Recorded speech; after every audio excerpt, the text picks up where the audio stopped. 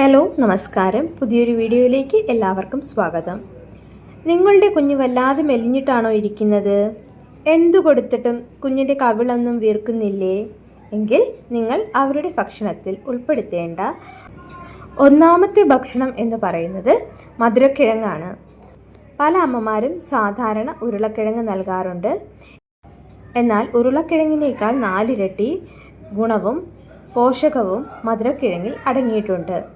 ഇത് എങ്ങനെ നൽകിയാലാണ് കുഞ്ഞിന് വേഗത്തിൽ തൂക്കം കൂടുക? ഇതിൽ ചേർക്കേണ്ട ആ രഹസ്യ ചേരുവ എന്താണ്?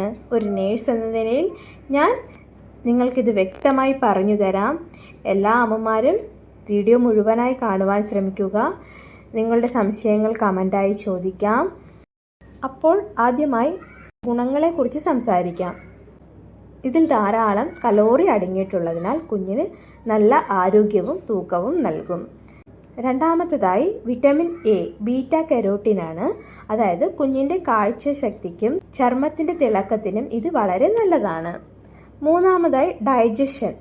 മധുരക്കിഴങ്ങിൽ ധാരാളം നാരുകൾ അടങ്ങിയിട്ടുള്ളതിനാൽ കുഞ്ഞുങ്ങളുടെ മലബന്ധം തടയാൻ, അതായത് കോൺസ്റ്റിപ്പേഷൻ തടയാൻ ഇതിലെ ഫൈബർ സഹായിക്കുന്നു. അടുത്തതായി ഇമ്മ്യൂണിറ്റിയാണ്.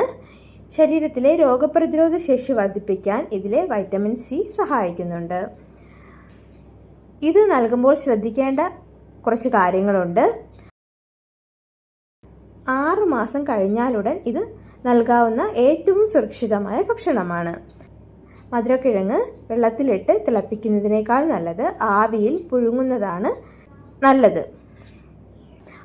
അപ്പോഴാണ് ഇതിലെ പോഷകങ്ങൾ നഷ്ടപ്പെടാതെ ലഭിക്കുന്നത്. അടുത്തതായി നന്നായി പുഴുങ്ങിയ ശേഷം തൊലി പൂർണ്ണമായി നീക്കം ചെയ്ത് ഉള്ളിലെ ഭാഗം മാത്രം ഉടച്ച് കുഞ്ഞിന് നൽകുക. തൂക്കം കൂടാൻ മധുരക്കിഴങ്ങ് നൽകേണ്ട ശരിയായ രീതിയാണ്: ഒരു ഇടത്തരം മധുരക്കിഴങ്ങ് എടുത്ത് തൊലി കളയാതെ ആവിയിൽ നന്നായി പുഴുങ്ങുക.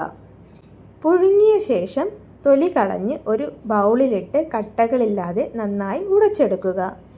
ഇതിലേക്ക് ഒരു സ്പൂൺ ശുദ്ധമായ നെയ്യ് ചേർക്കുക. നെയ്യും മധുരക്കിഴങ്ങും ചേരുമ്പോഴാണ് കലോറി വർദ്ധിക്കുന്നത്. ഇതിന് മധുരം കുറവാണെന്ന് തോന്നുന്നുണ്ടെങ്കിൽ അല്പം ഏത്തപ്പഴം പുഴുങ്ങിയത് ചേർത്ത് പദം വരുത്തി നൽകാവുന്നതാണ്. സാധാരണയായി മധുരത്തിൻ്റെ ആവശ്യം വരാറില്ല, കാരണം ഇതിൽ നല്ല മധുരം ഉണ്ട്. അപ്പോൾ സാധാരണയായിട്ട് ഇതിൻ്റെ ആവശ്യം വരുന്നില്ല. അപ്പോൾ അമ്മമാരെ ആഴ്ചയിൽ 3 ദിവസമെങ്കിലും പോലെ നൽകി നോക്കൂ. വ്യത്യാസം നിങ്ങൾക്ക് കമൻറ്റ് ചെയ്യാം. ഈ വീഡിയോ നിങ്ങൾക്ക് ഉപകാരപ്പെട്ടു എന്ന് വിചാരിക്കുന്നു. നിങ്ങൾ ഇതുവരെ എൻ്റെ വെയിറ്റ് ഗെയിൻ വീഡിയോകൾക്ക് നൽകിയ വലിയ സപ്പോർട്ടിന് നന്ദി. സംശയങ്ങൾ കമൻ്റായി ചോദിക്കാം. അപ്പോൾ ഈ വീഡിയോ നിങ്ങൾക്ക് ഉപകാരപ്പെട്ടു എന്ന് വിചാരിക്കുന്നു. ഉപകാരപ്പെട്ടെങ്കിൽ ലൈക്ക് ചെയ്യാനും ചാനൽ ആദ്യമായിട്ട് കാണുന്ന കൂട്ടുകാരാണെങ്കിൽ ഒന്ന് സബ്സ്ക്രൈബ് ചെയ്യാനും റിക്വസ്റ്റ് ചെയ്യുന്നു. അടുത്തൊരു വെയിറ്റ് ഗെയിൻ വീഡിയോയുമായി നമുക്ക് വീണ്ടും കാണാം. അടുത്ത വീഡിയോയിൽ കുഞ്ഞിന് ചോറ് നൽകി തുടങ്ങുമ്പോൾ ശ്രദ്ധിക്കേണ്ട കാര്യങ്ങൾ എന്തൊക്കെയാണെന്ന് നമുക്ക് ഡിസ്കസ് ചെയ്യാം. Thank you for watching video. അടുത്ത വീഡിയോയുമായി വീണ്ടും കാണാം. അതുവരേക്കും ബൈ.